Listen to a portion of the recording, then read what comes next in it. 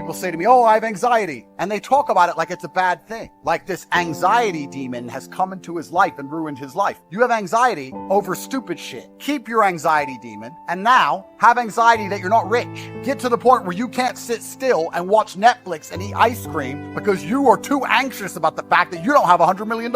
You might start doing some work. Oh, I have depression. Great. Fantastic. I'm glad you have depression because you won't feel depressed on a yacht with 20 supermodels, $300 million in the bank, and a Bugatti waiting for you in the marina. Then you won't feel depressed. So it's a good thing you have depression because you don't have those things, and now you have to get them to feel better, so get to work. I have OCD. You have OCD over dumb shit like arranging your Star Wars figurines. You should have OCD about getting your life in order, about being in the gym on time, about training harder than everyone around you, about getting some money in your bank. You don't have to get rid of these conditions. I would argue that Elon, the man who's putting rockets into space, probably has OCD. That's how he managed to get a rocket into space. And you're saying your OCD prevents you from fucking washing the dishes because you're a fuck up and you are a failure. I publicly state that I have anxiety. I have governments trying to kill me, getting thrown in and out of jail at random, all of my assets seized, 9 baby mamas, my Jesco's broken, my private jet was clicking on the way here making a strange noise. I know they're trying to kill me anyway.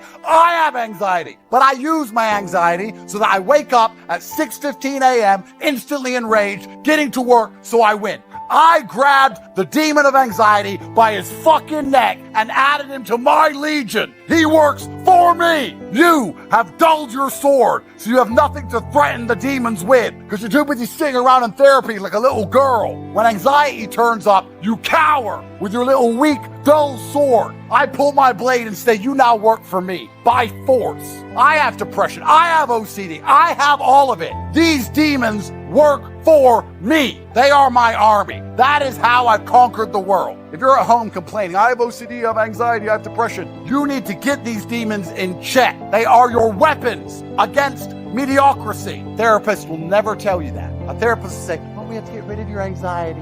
Just bend over, spread your butt cheek. We're gonna get rid of your anxiety. Not a perfect world. It's a world of war and endless combat and chaos. My legion of darkness is made up of monsters because monsters fight monsters. I can only beat my enemies because of all my flaws, because of everything that's wrong with me. There's things wrong with me, supposedly, but all of those things work for me. And it seems that whenever I direct my chi at any task, even escaping the highest level matrix setup in the most corrupt country on the map, I somehow managed to pull it off. You think I got out of this Romanian bullshit situation with luck? You think I got out of it with law or I was lucky? I woke up 4 or 5 times a night. I could not sleep. When you wake up and you cannot sleep, you know what you do? You lay in bed and cry like a baby. The second I couldn't sleep, I was up, training, working, reading the Romanian law, learning a new language, the European Court of Human Rights, endless Aikido, new legal teams, new money, new ways to combat their narratives, fighting the BBC, preparing for interviews,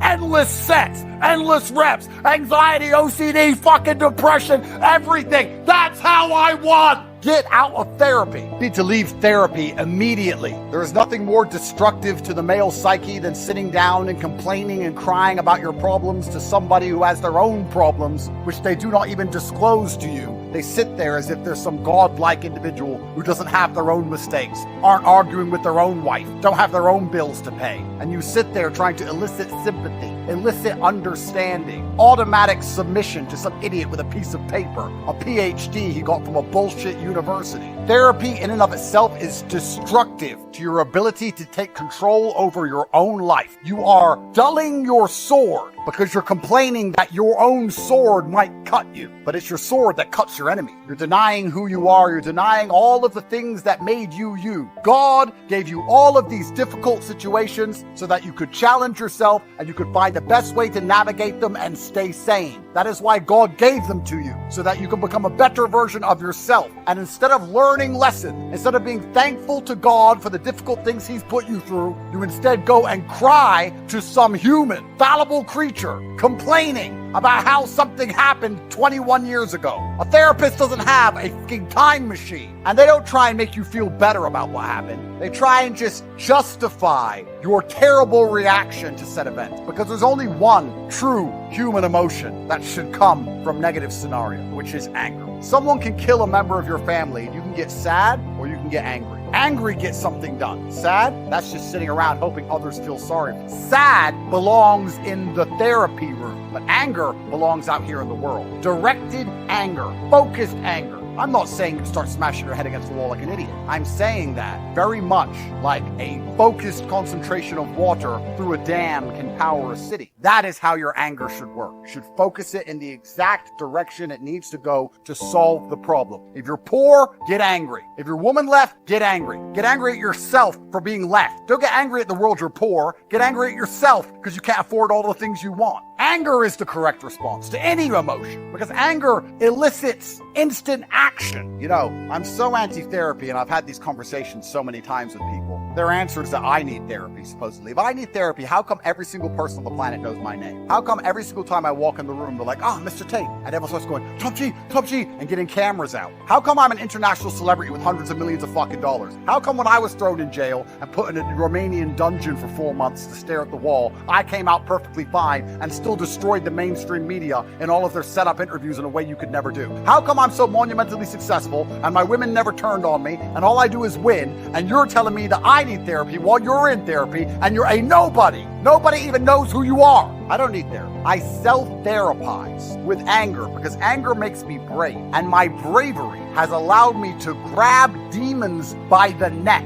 Anger is a fantastic force. It's perfectly fine for you to look around at your life, look at the house you live in, look at the car you drive, and get pissed off and go, you know what, I want I want a nicer house, I want a faster car. There's nothing wrong if you take that anger and you direct it in the correct direction. Right now you're watching it and you look around you and you don't own the home you're in, get pissed off. If there ain't a Ferrari on your drive, get pissed off. You need to sit there and realize, whoa. I have a few years of consciousness, and even less than that, I have a few short years as a young man. Age will damage you. I mean, if you're a millionaire in your 60s, it's not nearly as good as being a millionaire at my age. I became a millionaire at 28.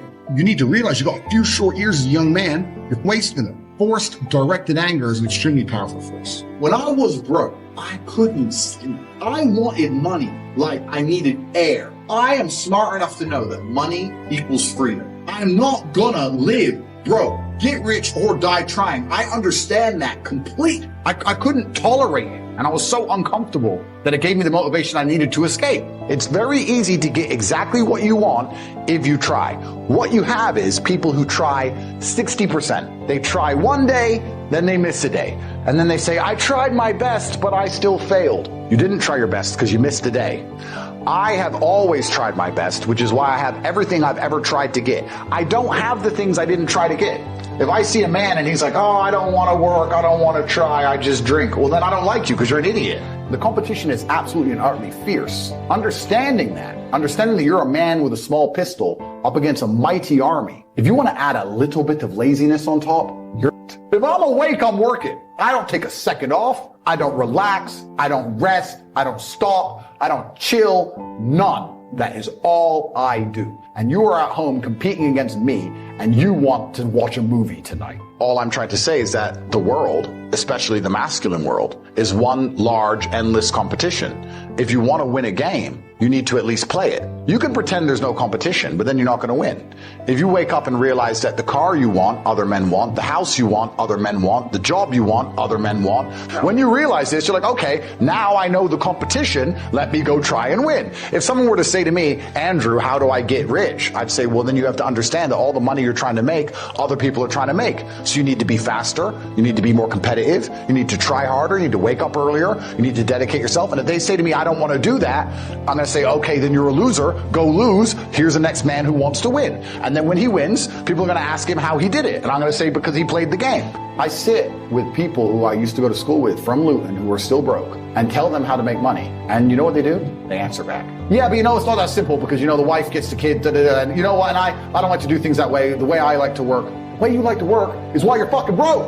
I told you how to take your business of painting and decorating and make a serious amount of money, and now you're telling me the way you like to work? Then stay broke. They'll sit with a multi-millionaire and tell you their view. Oh, I think that know when you're out qualified and accept it and learn. Nobody, absolutely nobody, gives a fuck about you as much as you're going to have to give a fuck about. Nobody cares about you as much as they need to care to fix your life. Even your parents, even your friends, they care about you. Yeah, sure, there may be 2 or 3 people on the planet genuinely care about you. But nobody is going to come to your bed, drag you to a job, force you to work hard, and go and buy you a Ferrari. You are never going to have any of the things you want if you do not get them yourself. So if someone's overweight, they chose to be overweight. If someone's broke, they chose to be broke. I believe everything in the world is a choice. People will argue with me when I say that. They say, no, I didn't choose to feel this way. And I'll argue back that believing everything is a choice empowers you to make the change. Trying to say that everything is not a choice removes your power and your authority and your responsibility and your capability.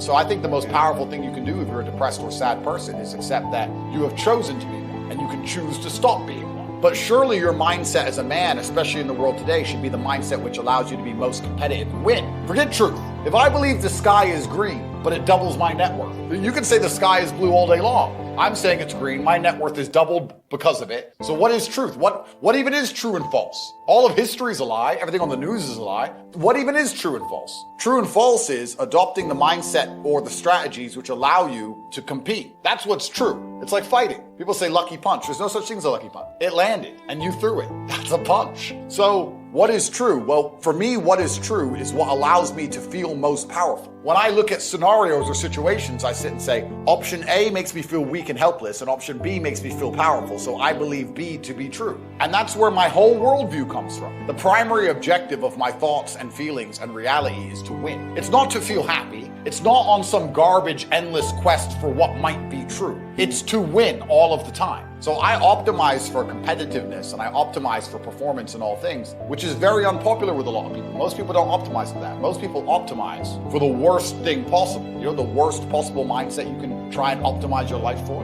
Happiness. Happiness is for women and children. As a man, if you wake up and go, I want to be happy today, you're going to do unimportant, narcissistic, hedonistic garbage. Eat too much, drink too much, sit around and play video games, smoke weed. You're not going to achieve anything if you want to be happy. As a man, 99% of the time, you're going to be stressed or annoyed about something that's just happened, currently happening, or about to happen. That's life. We live constantly anxious. We have a lot of things to do. And you either suffer the consequence of the stress it requires to be a somebody, or you suffer the consequence of having no stress because you're a fucking nobody and you work in Starbucks and then you're a no one. So many men say to me, oh, how I don't feel happy. I'm like, so? You think I'm happy? I've got nearly $1 billion. I'm still stressed. I got criminal convictions, work to do. I was up at 6 a.m. I got to go here. I got to go there. I've got to train. I've got to do this. I've got to do that. At what point do you think you've earned the right to wake up as a man and feel happy? Losers have this problem with temporary motivation. A loser will come and say, I really want to change my life. I can't live like this anymore. And they'll mean what they say for about 2 days. And then they're happy to go back to being a loser again. And that's why they never escape. They never get the terminal velocity required to break free from the atmosphere of mediocrity. The reason it's so easy to win in the world today is because the majority of people are perfectly prepared to lose. You have to wake up